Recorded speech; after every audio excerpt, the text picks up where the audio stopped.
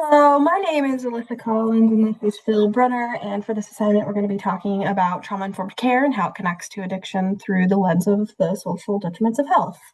We're going to start by asking just a series of questions. Phil,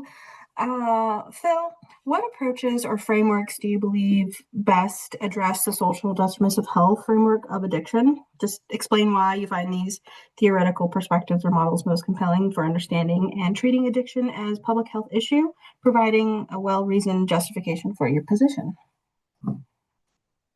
Well, thanks for asking that question. I think we have to champion the psychosocial model and intersectionality here. When we look at social determinants of health, things like poverty, trauma, and lack of connection, it becomes clear that the environment is doing a lot of the heavy lifting when it comes to continued substance use. As Johann Hari famously argued, the opposite of addiction is connection. If we view this as like a public health crisis, our theoretical frameworks must compel us to fix like housing issues, tackle isolation, and address systemic racism rather than just focusing on individual chemistry. The psychosocial lens is the only one that truly aligns with those massive upstream social determinants of health factors.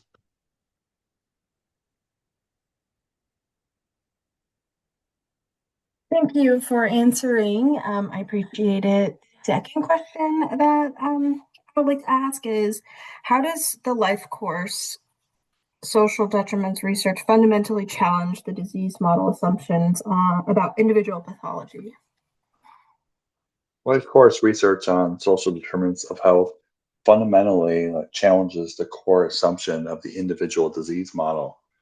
The disease model tends to see the brain pathology as the starting point, the moment the drug hijacks the reward system, as Dr.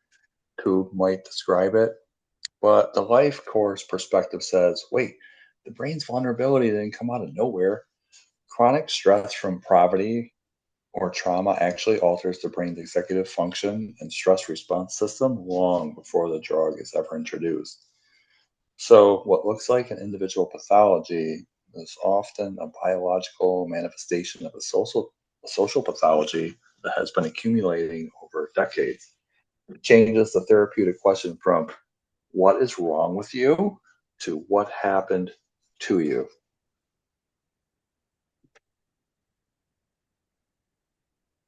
Wonderful. Thank you so much for answering that. And my next question is going to be, what are the political implications of emphasizing social connection versus neurobiological dysfunction, and whose interests are served by each of those frameworks? The political stakes are huge. If we emphasize neurobiological dysfunction, the political solution is narrow. Fund more pharmaceuticals and specialized clinical treatment centers.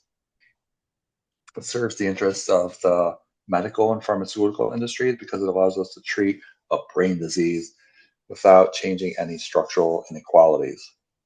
It's politically safe. However, emphasizing social connection and the need for meaning, as Hari does, is politically disruptive. The solution becomes fixing society itself, guaranteed income, community building, and robust public services. This challenges the status quo, but it serves the interests of public health advocates and vulnerable communities who need systemic change, not just a new pill.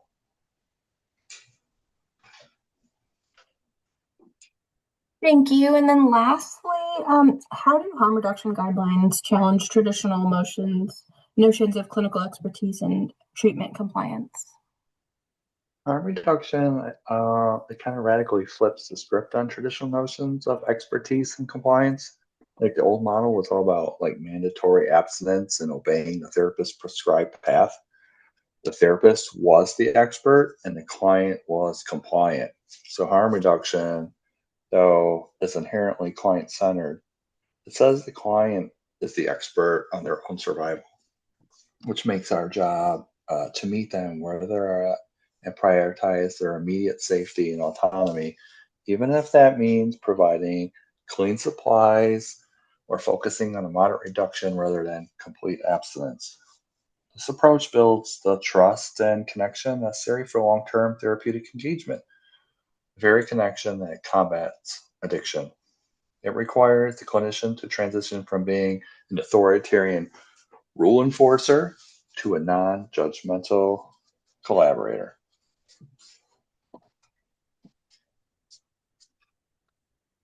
Wonderful. Thank you for answering those questions for me. All right, so we're going to flip the script and I'm going to ask you the same exact question so we can get your perspective on these. Okay? Okay. All right.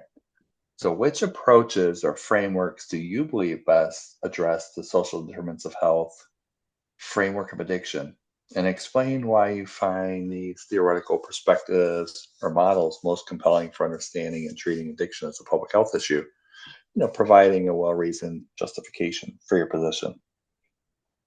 Yeah, I believe that the trauma-informed care and harm reduction and this housing first framework best fits to be able to address the social determinants of health related to addiction. I find that these approaches focus on creating safety, trust, and stability, and those are factors that deeply are tied to health and recovery.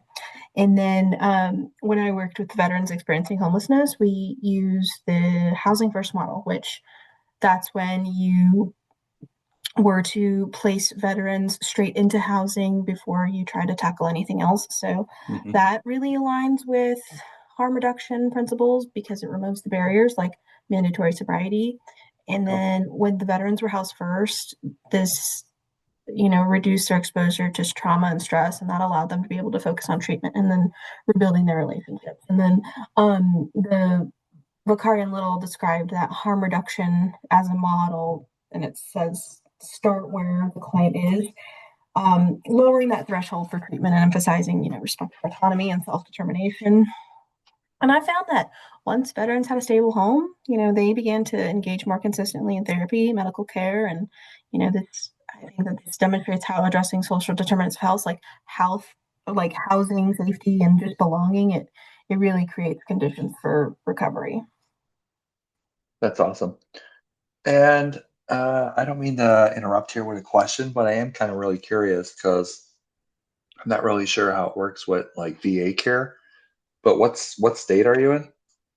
Right now, I am currently in Maryland, but the veterans that I served were down in South Carolina and North Carolina. So I did both of those at the same time, South and North. So would you know if that housing first thing was like isolated to your thing, or if it's across all veteran affairs throughout all states? Because I don't really think I've heard of that in New York. Yeah, it is.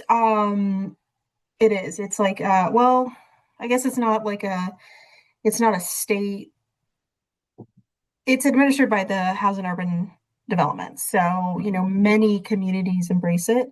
But it really is like state level policy. So I guess it would vary based off of the wherever you are, and if your continuum of care in your area has something like that. But from what I know, that it would be pretty standard across the board. But Okay. they would just have to be able to, be willing to practice it. And then, once we hop off here, I can send you the link for the National Alliance to End Homelessness. That has a Okay. lot more information on that, and it, can really talk about that approach as well. No, thanks. I appreciate that. Yeah. All right. The next question. How does life course social determinants research fundamentally challenge the disease model assumptions about individual pathology? Life course social determinants research shows that addiction, just cannot be understood solely as a biological disease. It's shaped by experiences across the person's lifespan. So, like, you have factors like poverty, trauma, discrimination, housing instability, all that stuff accumulates over time. And, that also influences health and coping behaviors. And this challenges the disease model, which frames addiction as an internal pathology or brain disorder disconnected from the social context. And then just again, back in my experience with working with those veterans, many of them struggled with substance use and as a response to trauma, grief, and the stress of homelessness. So once they were safely housed, their reliance on substances decreased without intensive clinical intervention. And yeah, that's what I have. Well, despite being in different domains, we seem to be aligned in a lot of these areas. That's Oh yeah, pretty absolutely. cool. All right. All right. So, next question. What are the political implications of emphasizing social connections versus neurobiological dysfunction? And whose interests are served by each framework? Um, Emphasizing the social connection shifts the focus of addiction policy towards equity, housing, and community-based care. I'd say that it encourages investments in social supports, peer programs, and prevention strategies that help strengthen belonging and reduce isolation. This approach serves the interests of marginalized communities, especially the people experiencing homelessness, poverty, and the systemic trauma, because it recognizes that recovery depends on connection and stability. Um, and then again, I'll just keep referring back to when I was working with veterans. I saw that connection, and it was just a turning point. Safe housing and consistent relationships that all help build trust and self worth. And in contrast, a neurobiological focuses frames focus frames addictions primarily on the medical issue, which can legitimize treatment coverages, but tends to centralize power in the healthcare systems and pharmaceutical industries. And it can overlook the social realities that sustain addiction. And as stated in the Vicar and Little, they talk about harm reduction and trauma informed care. They're relational and they prioritize partnership and inclusion, and all that directly addresses the structural inequalities driving addiction.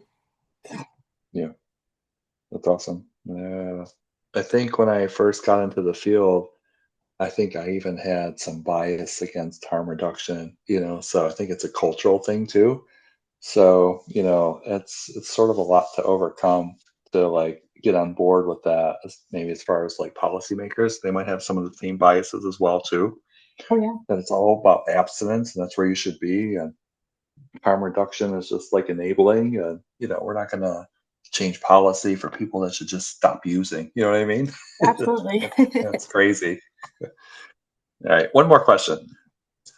How do harm reduction guidelines challenge traditional notions of clinical expertise and treatment compliance? Harm reduction challenges the traditional hierarchy view of treatment by positioning the client, not the clinician, as the expert of their own life. Instead of requiring a full compliance or abstinence, like you just talked about, it values any positive change and progress. So the one reading I did from the Vicarian Little, they talked about harm reduction therapies and how that invites collaboration. It lowers that threshold for engagement and measures the success through improved safety and stability rather than the rigid adherence to those treatment plans. I just, think back and I remember when I work with veterans, we would celebrate the small victories, attending appointments, and they would maintain housing, reconnecting with family. Those are the milestones that would build trust and motivations far more effectively than any enforcing abstinence. And in my current system, where I work in foster care, that same philosophy applies. When youth begin communicating openly, they manage their emotions, they build healthier relationships, and then there's just like a more meaningful successes there. And harm reduction reframes noncompliance as an opportunity for understanding rather than that punishment. Yeah. And yeah, I think what really stands out from all of this discussion is that addiction can't be separated from the world that we live in. And when we look at it through the trauma informed and social detriments frameworks, we see that healing starts with safety, trust, and connection. And it's not about, stopping the use, it's just about rebuilding lives and restoring dignity. And when we approach people with empathy instead of judgment, we open the door for real, long lasting change. So thank you for answering, my questions and asking me some questions and being able to help drive this conversation. No problem.